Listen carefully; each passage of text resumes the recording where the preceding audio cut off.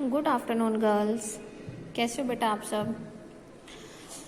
वैसे मैं हर वीडियो में सबसे स्टार्टिंग में ये पूछती हूँ कैसे हो आप सब। मुझे पता है कि रिप्लाई नहीं आएगा, लेकिन ये एक जेस्चर है कि हम लोग आपके लिए पूछते हैं कि आप लोग सब कैसे हो। ठीक है, सो चलिए आज हमारा नेक्स्ट टॉपिक है एज स्पेसिफिक डेथ रेट। ठीक है, चलो इससे पहले मैंने आपको दो टॉपिक कराए थे मेजरमेंट ऑफ मोर्टेलिटी में। एक तो हमने क्रूड डेथ रेट पढ़ा था, एक हमने स्पेसिफिक डेथ रेट पढ़ा था। ठीक है, अब हम एज स्पेसिफिक डेथ रेट पढ़ रहे हैं, यानी कि इसमें सिर्फ हम एज की बात करेंगे। ठीक है, चलो देखो, to formulate ideas mathematically let NDX, इसका मतलब क्या है, number of deaths in the age group X to X plus N। ये हमारा डिनोट करेगा नंबर ऑफ डेथ्स के लिए, जिसमें हमारा एज ग्रुप कोई भी हो सकता है जो X से X plus N तक के लिए होगा। That is the number of deaths among the person with the age X और more but less than X plus N।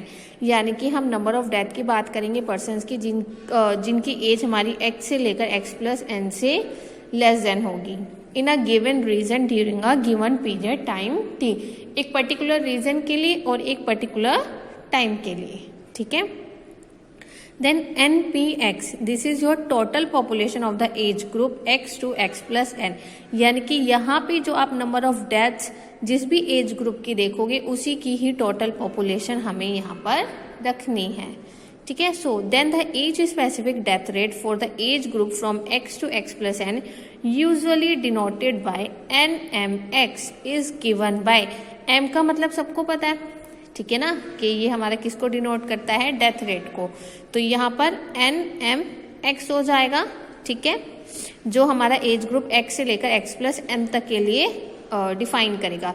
Formula क्या होगा, number of deaths divided by the total population into 1000। ठीक है, now taking n equals to 1 we get the annual age SDR given by, अगर मैं इस पूरे फॉर्मूले में n की वैल्यू 1 पुट करती हूँ तो मेरे पास ये फॉर्मूला बन जाएगा, और ये क्या होगा आपका एनुअल एज SDR वाला फॉर्मूला। ठीक है, so now to be more specific the age SDR for males is given by, कि अगर मैं इस वाले फॉर्मूले को सिर्फ मेल्स के लिए करती हूँ तो मैं यहाँ पर सिंपल क्या करूंगी, M से डिनोट। ठीक है ना, यहाँ फॉर्मूला पूरा सेम है, देखो ये वाला, बस हमने यहाँ पर M से डिनोट किया, इट मीन्स ये फॉर द मेल्स के लिए है, और यहाँ F लिख रही हूँ तो इसका मतलब ये हमारा फीमेल्स के लिए है। तो देखो यहाँ उन्होंने बता भी रखा है, this is the number of the males in the population in the age group from X to X plus N and this is the number of death amongst this population. ठीक है, तो ये दोनों आप यूज कर सकते हैं for the mails and for the females. चलिए नेक्स्ट आपका ये रिमार्क आता है। इस रिमार्क में देखो वो हमें क्या बोल रहा है, specific death rate reveal more glaring facts about various segment of a population than the CDR। वो कह रहा है कि स्पेसिफिक डेथ रेट हमें काफ़ी सारी चीज़ें बहुत ही क्लियरली बताता है एक्सेप्ट CDR के। देखो मैंने आपको बताया था ना कि CDR में सिर्फ आपके पास टोटल जो भी होता है उसका आपको मोर्टेलिटी रेट का पता चलता है, बट जो ये स्पेसिफिक डेथ रेट है उसमें आपको अलग अलग स्पेसिफिक चीज़ों के लिए मोर्टेलिटी रेट का पता चलता है। तो इसलिए ये थोड़ा मोर ग्लैरिंग फैक्ट्स के लिए मतलब काफ़ी ज़्यादा रिवील करता है। So if the death rate is high in a particular age group except old age, preventive measure can be taken to improve upon the situation. कि अगर हमारी डेथ रेट हाई होती है किसी भी एक पर्टिकुलर एज ग्रुप में, जो एक्सेप्ट हम ओल्ड एज के लिए होगा अगर, तो हम उनकी सिचुएशंस को काफ़ी समझ सकते हैं और हमें पता चल सकता है कि इतनी डेथ रेट क्यों हमारी हाई जा रही है। अब आप ये देखो ना, जैसे मान लीजिए कि ओल्ड एज में तो हमें पता ही होता है कि उसमें तो बहुत चांसेस होते हैं डेथ रेट के, लेकिन अगर कोई मीडियम एज में या मिडल एज में और बहुत ही स्मॉल एज में डेथ रेट अगर हाई हो रही है तो हमें उसकी रीजंस तो पता होने चाहिए ना, ऐसी तो डेथ रेट हाई नहीं हो सकती। ठीक है ना, या तो कोई मेडिकल फैसिलिटीज़ की प्रॉब्लम होंगी या किसी डिसीजेस की प्रॉब्लम होंगी, तो उनका सॉल्यूशन तो मिलना चाहिए ना। तो इसके लिए हम अलग अलग एज ग्रुप का डेथ रेट काउंट करते हैं, जिससे कि हमें उनकी सिचुएशन से जो मतलब हम कुछ भी कर सकते हैं पर्टिकुलर किसी भी चीज़ के लिए, किसी भी डिसीज़ के लिए, किसी भी प्रॉब्लम के लिए अगर हम कुछ कर सकते हैं तो वो हमारे लिए बहुत अच्छा होगा। तो इसलिए हम अलग अलग एज ग्रुप का मोर्टेलिटी रेट यहाँ पर चेक करते हैं इन स्पेसिफिक डेथ रेट। इसलिए हमने स्पेसिफिक डेथ रेट को अलग से डिफाइन किया है, वरना तो हमारे लिए तो क्रू डेथ रेट बहुत था, हमें तो मोर्टेलिटी रेट ही तो देखनी थी, तो क्रू डेथ रेट में वो हमें मिल रही थी। लेकिन मैंने स्पेसिफिक डेथ रेट के लिए हमने अलग से ये क्यों डिफाइन किया, जिससे कि हमें अलग अलग भी हर एक चीज़ का पता चलना चाहिए। ठीक है ना। चलिए नोटेशंस में रिगार्डिंग सिंबल्स यूज इन 9.4.2, चलिए देखिए कौन सा है 9.4.2। 9.4.2 है आपका दिस। ठीक है ना। तो जो इसमें नोटेशंस यूज हुई हैं उसके बारे में हम यहाँ पर देख रहे हैं। And the following section the lower suffix denote the beginning of a particular as interval and the lower suffix the width of the interval. के जो हम लोअर सफिक्स लिख रहे हैं वो हमारा किस चीज को डिनोट कर रहा है, beginning of the particular age group, starting जो होगी किसी भी एज ग्रुप की, और लोअर सफिक्स लोअर प्रीफिक्स हमारा किस चीज को डिनोट करता है, उसकी विड्थ को। and the upper suffix if any denotes the sex and upper suffix if any particular commodity community or place or the period under consideration। कि जो हमारी क्या कहते हैं अपर सफिक्स होगी वो हमारे इस चीज को डिनोट करेगी। ठीक है। उसके बाद आपके पास ये थर्ड और फोर्थ पॉइंट है, ये बहुत सिंपल सा है, मतलब इसमें खाली सिंबल्स ही बताया हुआ है। जैसे NPX है ना, ये वाला जो सिंबल है, may be interpreted as the total number of person between the ages from x to x+n-1 on last birthday. So in particular PX would mean the population with age x on LBD यानी कि last birthday। Similar interpretation may be given to other symbol। जो ये symbols हैं basically वो हमें क्या बता रहे हैं, टोटल नंबर ऑफ पर्सन बता रहे हैं x से लेकर x+n-1 तक के लिए, क्योंकि उसने हमें डेफिनेशन में बताया था कि x से ज्यादा और x+n से कम, लेस देन था ना, तो यहाँ लेस देन के मतलब क्या हुआ, x+n-1 ऑब्वियसली, तो ये हमारा उस चीज को डिनोट कर रहा है। तो बाकी सारे सिंबल्स भी जो हैं वो भी इसी तरीके से ही डिफाइंड हैं। फोर्थ पॉइंट में वो हमें बोल रहा था age specific mortality rates for whole of the India rural and urban combined for years this to this are given in the table. इन्होंने ना हमें एक एज स्पेसिफिक मोर्टेलिटी रेट का एक टेबल दिया हुआ है जिसमें रूरल और अर्बन और कंबाइंड तीनों ही हैं। 1971 से लेकर 1996 तक वो टेबल है 9.4 पेज नंबर 9.9 पे। ये टेबल एक बार आप लोग देख लेना। ठीक है। वैसे मैं भी अभी आपको ये टेबल दिखाऊंगी। तो इस टेबल से बस हम ये ऑब्जर्व करेंगे passage of time there is a steady decline in the mortality rate for almost all the age group of this. This seems to be due to advanced medical technology, better medical facilities and the general awareness about the health consciousness among the people of India। देखो मैंने आपको यही example दिया था ना कि अगर हमारे पास अलग अलग एज ग्रुप्स के डेथ रेट का पता चल जाता है तो उसमें हम क्या कर सकते हैं, एक एडवांस मेडिकल टेक्नोलॉजी ला सकते हैं, बेटर मेडिकल फैसिलिटीज कर सकते हैं, एक जनरल अवेयरनेस कर सकते हैं हेल्थ कॉन्शियस के लिए ऑल ओवर इंडिया में जो भी हमारी प्रॉब्लम्स होती हैं। ठीक है।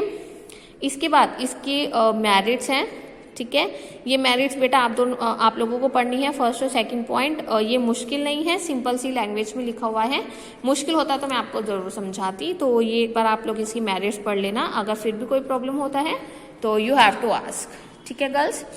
चलो ये अभी आपने रिमार्क में वो जो टेबल हमें बता रहे थे ना, ये हमारी टेबल है any specific mortality rate all India, जिसमें रूरल अर्बन और कंबाइंड तीनों ही हैं। ठीक है ना। सो एज ग्रुप देखो यहाँ हमें एज ग्रुप दिए हुए हैं 0 to 4, 5 to 9, 10 to 14 up to 85+। तो ये हमारा सारा ईयर वाइज डाटा है। ठीक है। क्लियर है।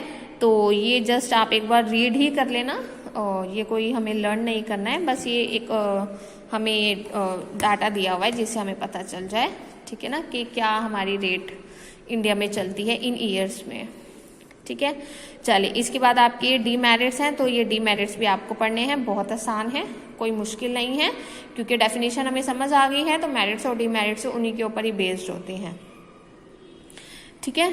सो चलिए नेक्स्ट आपका टॉपिक है इन्फेंट मोर्टेलिटी रेट, यानी कि IMR। इसका मतलब क्या होता है, न्यू बॉर्न बेबीज। मैंने इन्फेंट का मतलब बताया था ना, क्या होता है, न्यू बॉर्न बेबीज, ठीक है। The infant mortality rate is defined as the chance of a dying of a newly born infant with in a year of its life under the given mortality condition. जो new born babies होते हैं उनकी जो death rate होती है वो एक अलग से ही हम लोग कैलकुलेट करते हैं, क्योंकि ये वाले रेशियोज भी हमारे इंडिया में या ऑल ओवर कंट्री में बहुत ज़्यादा है बेटा। तो चलिए इसकी नोटेशंस देखते हैं पहले। D0Z number of death excluding foetal death. Foetal deaths का मतलब होता है बेटा जैसे ड्यूरिंग प्रेगनेंसी बहुत बार जैसे आपने सुना होगा कि मतलब काफ़ी बेबीज़ मतलब प्रेगनेंसी के टाइम पर अबॉर्ट हो जाते हैं, ठीक है ना। सुना होगा ना, कई बार कुछ प्रॉब्लम्स हो जाती हैं वुमेन्स में, तो बहुत बार मतलब ड्यूरिंग प्रेगनेंसी जो बेबी होता है वो क्या कहते हैं मतलब अबॉर्ट हो जाता है बेसिकली ना, ठीक है। तो वो डेथ भी हम इसमें हम एक्सक्लूड कर रहे हैं, वो हम उनको इंक्लूड नहीं कर रहे हैं, ठीक है ना, हम उनको एक्सक्लूड कर रहे हैं। सो जो नंबर ऑफ डेथ्स हैं among the children between the age 0 to 1, यानी कि जिन बच्चों की एज 0 to 1 है उनके नंबर ऑफ डेथ, ठीक है ना। यानी कि the number of deaths among the children of age 0 on the last birthday among the resident of a region during the calendar year Z। तो यहाँ पे कैलेंडर ईयर जो भी हमारा मतलब हम कैलेंडर ईयर के अकॉर्डिंगली लेंगे, हमने उसको यहाँ पर Z से डिनोट किया है। जैसे मान लीजिए अगर आप 2020 का लेते हो तो यहाँ पर Z की वैल्यू आपकी 2020 होगी, ठीक है। तो यहाँ पे हम इस चीज़ को वो डिनोट कर रहे हैं। फिर आता है आपका B0Z, तो यहाँ पे क्या होगी, total number of live birth के कितने बच्चे, कितने न्यू बॉर्न बेबीज 2020 में बॉर्न हुए हैं, ठीक है ना।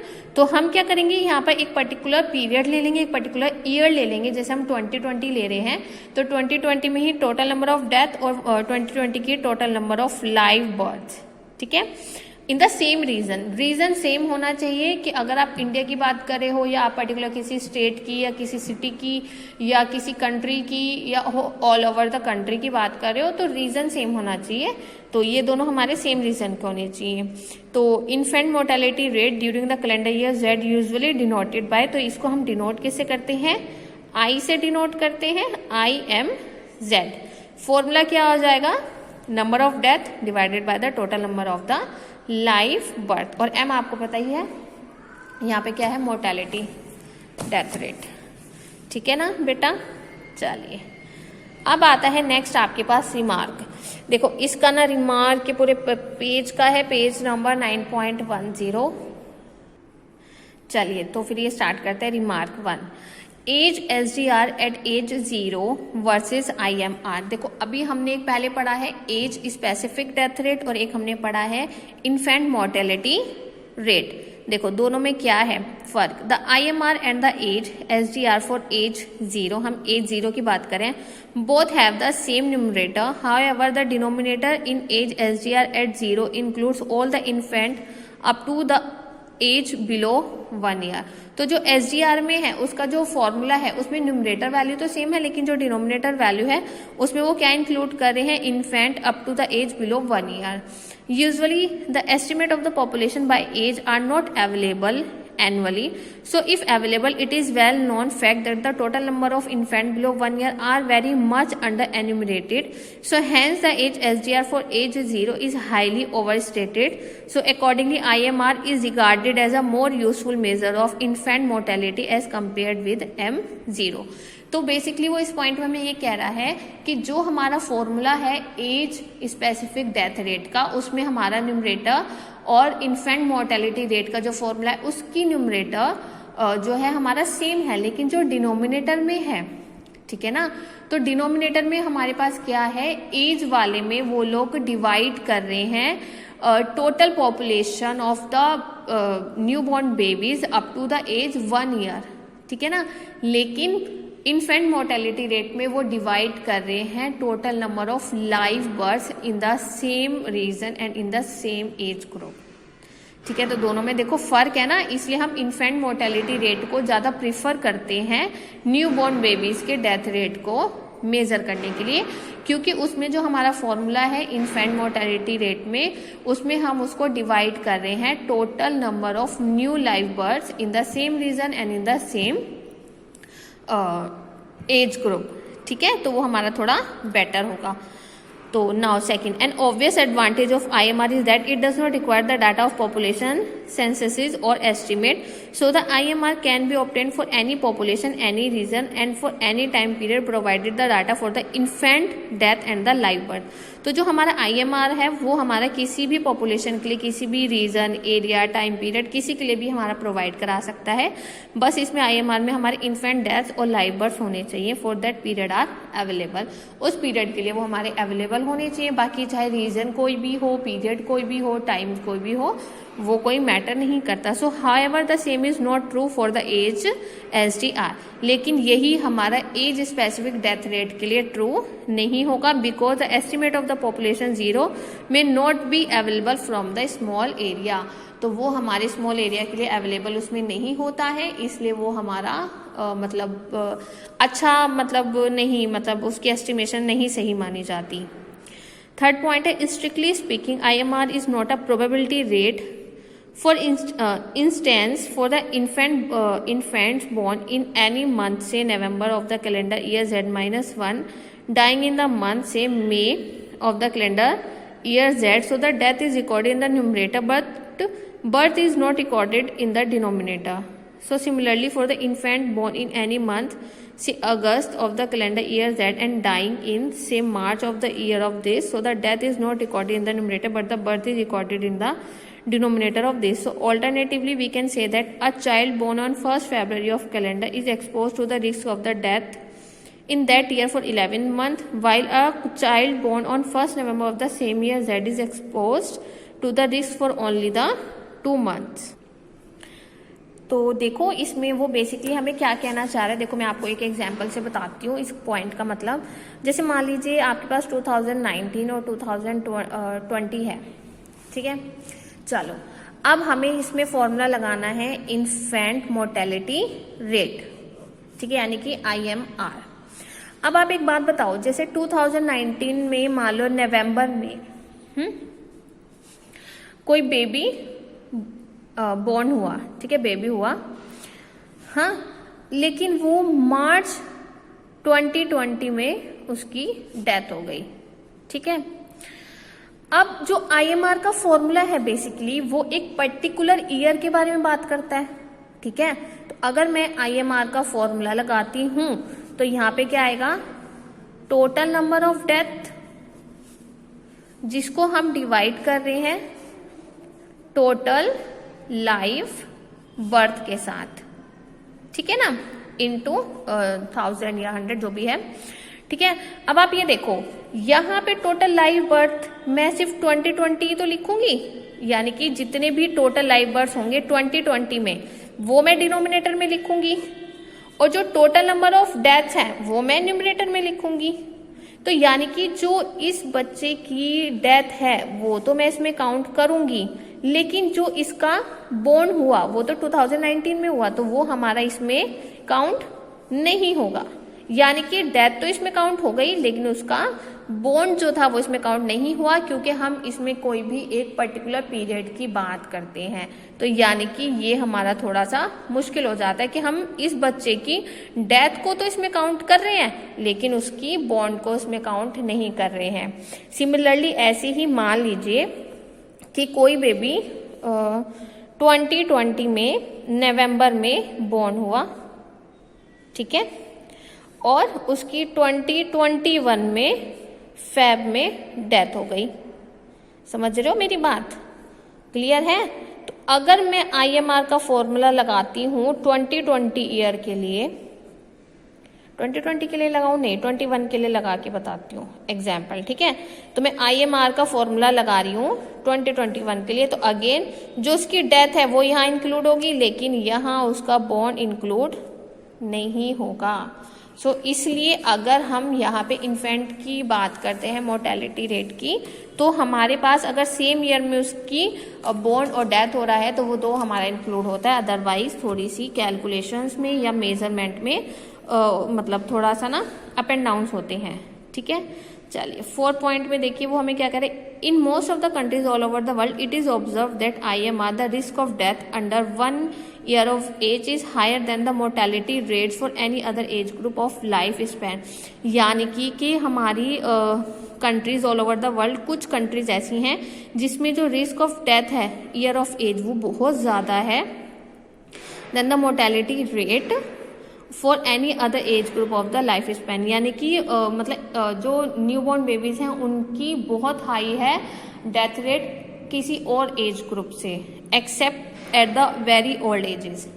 इनको एक्सेप्ट किए बिना, मतलब हम इनको इंक्लूड नहीं कर रहे हैं। So moreover unlike the old age death the infant death are very responsive to the improvement in the environmental and the medical condition.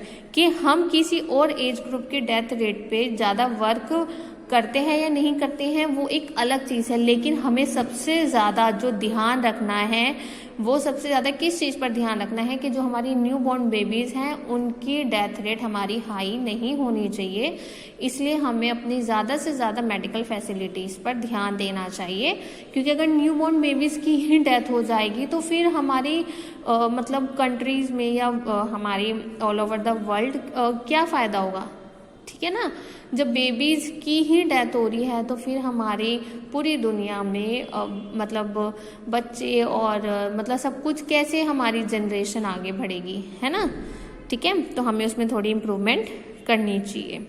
चलिए 5th में वो बोल रहे हैं अ सीरियस ड्रॉबैक, एक ड्रॉबैक को हमें बता रहे हैं IMR का, is the under registration of the live birth. Also the definition of live birth and still birth vary from country to country and for the same country from time to time. Quite often the infant who are born alive but die immediately after birth are usually recorded as death। देखो इन्होंने कितना सही point बताया कि जो newly born babies होते हैं, जैसे मान लीजिए कोई बेबी 1 महीने के अंदर उसकी डेथ हो गई या 2 महीने के अंदर उसकी डेथ हो गई, तो बहुत बार क्या होता है कि हम लोग उसका ना बर्थ सर्टिफिकेट नहीं बनवा पाते हैं, बर्थ के लिए रजिस्ट्रेशन नहीं करवा पाते, लेकिन उसका डेथ सर्टिफिकेट या डेथ की रजिस्ट्रेशन ज़रूर होती है। यानी कि उस बच्चे की डेथ में तो काउंटिंग हो गई लेकिन उसकी बर्थ में काउंटिंग नहीं हुई, तो देखो वहाँ पे भी अप एंड डाउन आ गया ना, ठीक है ना। तो यानी कि जो हम रेट्स या हम जो भी मोर्टेलिटी रेट्स या बर्थ रेट जो भी रेट हम काउंट करते हैं उनमें बहुत सारी मतलब एक्यूरेसी इसलिए नहीं होती है, ठीक है ना। तो ये एक हमारा इसमें क्या है ड्रॉबैक है। So this result is under registration of live birth and over registration of the infant death leading to over statement of IMR than its actual value, ठीक है। तो ये हमारा थोड़ा सा एक ड्रॉबैक है कि हम लोग बर्थ की रजिस्ट्रेशन नहीं करा पाते हैं, डेथ की करा पाते हैं, क्योंकि वो एकदम से ही न्यूली बेबी बॉर्न जो होते हैं वो एकदम से अगर उनकी बहुत जल्दी डेथ हो जाती है तो वो चीज़ हमारी रह जाती है। चलिए अब वो बोल रहा है in table 9.5 gives the infant mortality rate for the rural urban and the combined data India for some years from this to this. ये वाली जो टेबल है उन्होंने हमें ये जो टेबल बनाया है इसमें उन्होंने हमें इन्फेंट मोर्टेलिटी रेट्स बताए हैं इन ईयर्स की, ठीक है। 9.5A में वो हमें क्या बता रहा है, IMR for India for this year to this according to the sex of the child and the educational background of the mother. B में वो हमें बता रहा है IMR for SAARC countries for the year this from this for comparative studies. Now from table 9.5 we observe that there is a steady decline in the IMR over the year from this to this, reflecting upon the improvement in the environmental and the medical conditions in India। चलिए एक बार table देखते हैं। देखो 1971 में 138, ठीक है, urban में इतना, कंबाइंड में इतना। चलिए तो यहाँ तक हम देखते हैं। देखो स्टार्टिंग कितने से कर रहे थे, 138 डेथ रेट है ना न्यूबॉर्न बेबीज की। देखो यानी कि हमने इसमें बहुत इम्प्रूवमेंट की है, तो 1999 तक आकर 75 और यहाँ पे 44, यानी कि कंबाइंड में हमारे पास जो डेथ रेट है वो 70 है। और स्टार्ट कहाँ से हुई थी, 129 से। यानी कि हमने थोड़ी सी मेडिकल फैसिलिटीज़ में इम्प्रूवमेंट की, तो ये थोड़ा सा हमारे लिए बेटर हो गया। 9.5A में वो हमें बता रहे हैं infant mortality rate by background characteristic, ठीक है। मेल और फीमेल के लिए उन्होंने बता दिया, मेल है 74.8 एंड फीमेल है 71.8। ठीक है। मदर एजुकेशन में वो हमें बता रहे हैं इलिटरेट है इतनी, literate by middle complete 58.5, middle school complete this, high school complete and the above is this. तो ये हमारे उनके रेट्स हैं।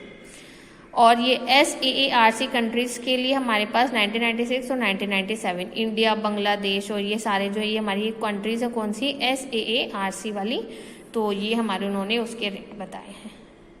ठीक है गर्ल्स, तो ये आपका टॉपिक था आज का। मैंने आज अभी आपको इस टॉपिक में क्या क्या पढ़ाया है। आज एक तो मैंने आपको एज स्पेसिफिक डेथ रेट पढ़ाया और एक आपको क्या पढ़ाया, इन्फेंट मोर्टेलिटी रेट।